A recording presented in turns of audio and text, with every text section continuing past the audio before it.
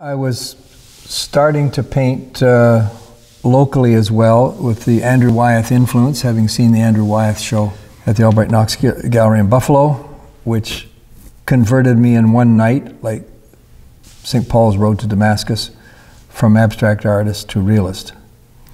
Because you can't be an abstract artist and care about the particularity of nature. I mean, you can still care about it, but you can't depict particularity with a big fat brush slapping the paint on.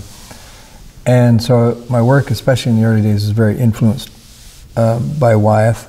And what I really love, two things are to me the most wonderful things about the planet Earth. Number one, of course, would be natural heritage, and number two would be human heritage. And both of those things are being wiped out with a vengeance. Natural heritage and human heritage at the end of the 20th century, and it's going on apace in the 21st century. So things like those wonderful rail fences that were all split by likely the individual farmer from, in this case in Ontario, be white cedar, and going for hikes with our wonderful dog Smallwood.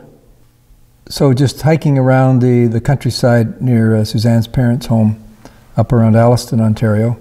And I carried my camera everywhere I went and got ideas and inspiration. Here is some young sumac, which is a pioneer species, coming up at the edge of a pasture, particularly near that fence.